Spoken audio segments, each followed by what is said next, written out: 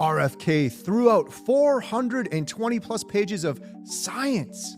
But if they're gorging on meat and high-fat dairy products, I think we're back to the 1950s. But I read what he threw out, so you don't have to. A 20-person scientific committee spent 2 years writing 400 plus pages, telling the government Americans need to eat less red meat and eat more beans. RFK threw it in the trash.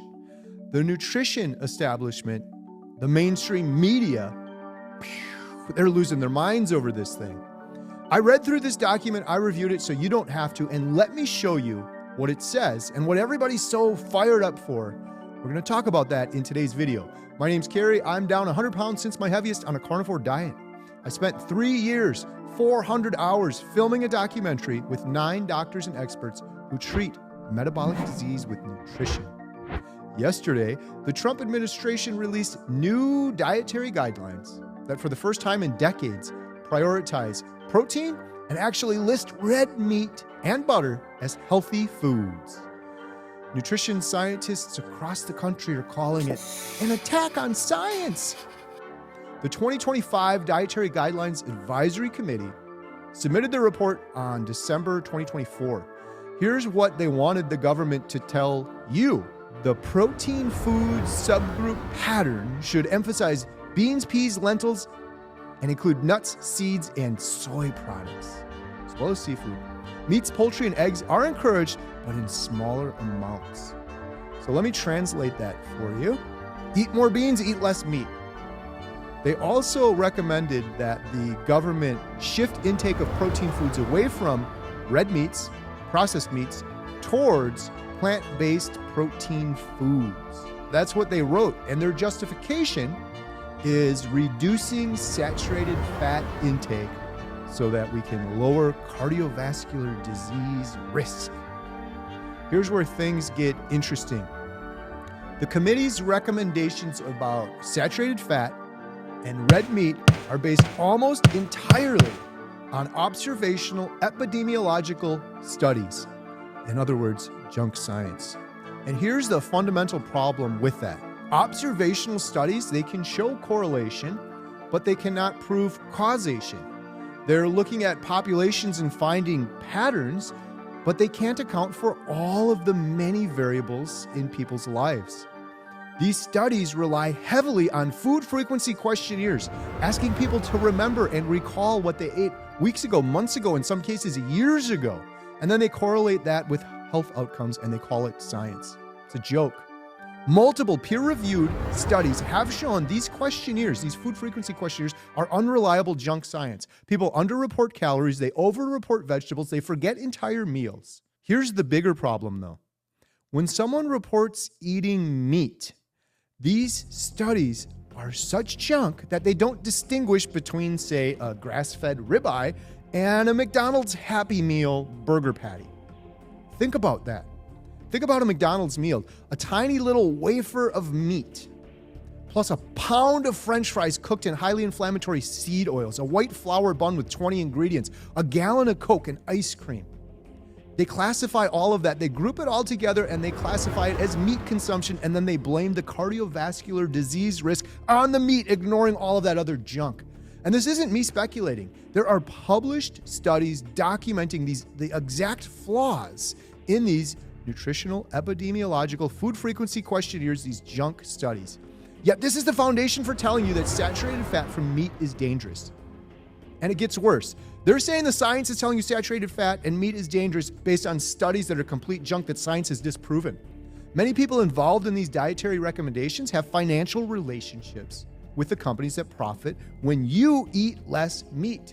Committee members have been disclosed ties to Ozempic, Beyond Meat, which sells plant-based alternatives, companies that manufacture supplements and processed foods.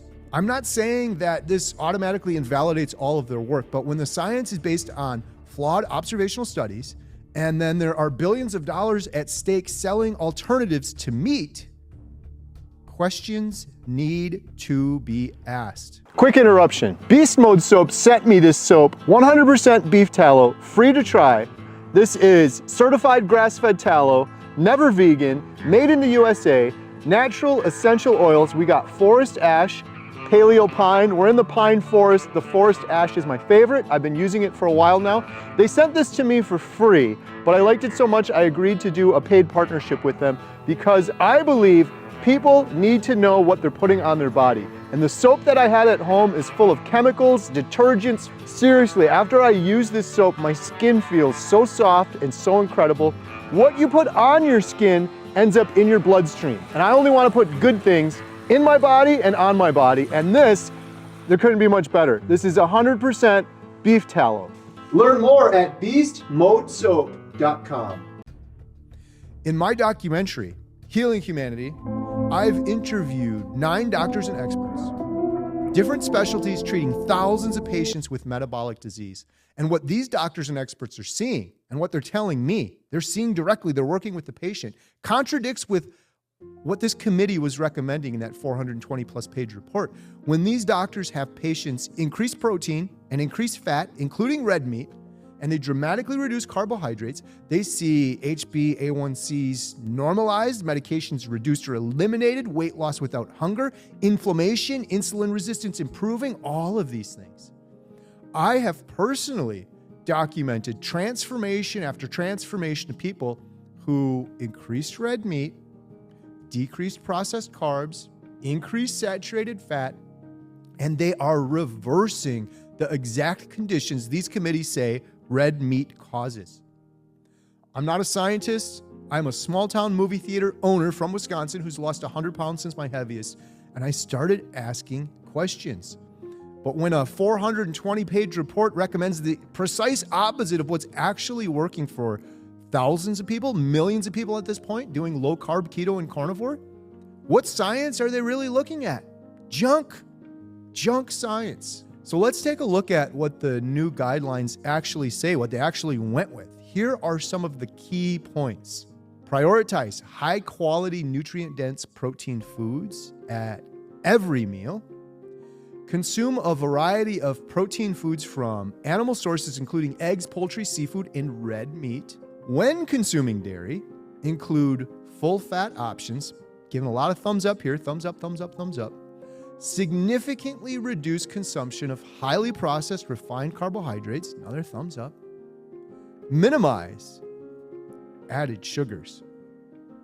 You just avoid them altogether. That's what I do. But for the first time in 45 years, the federal government is saying protein is essential. My message is clear: eat real food. Red meat is healthy. Full-fat dairy is just fine. And cut out the processed carbs and sugar. They kept 10% saturated fat guidelines. Big thumbs down. But they stopped treating all sources of saturated fat as equally harmful while ignoring the processed junk actually destroying people's health. You may be asking, why does this matter?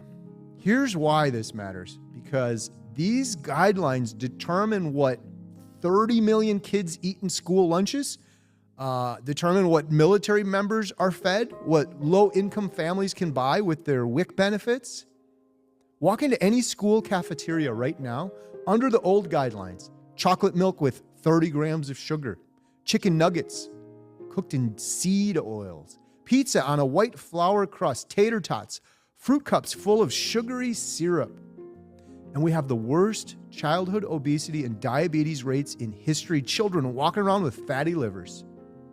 The nutrition establishment had their chance for 50 years. They told us fat is the enemy, eat more grains, count calories, everything in moderation, just eat in moderation. And where are we now?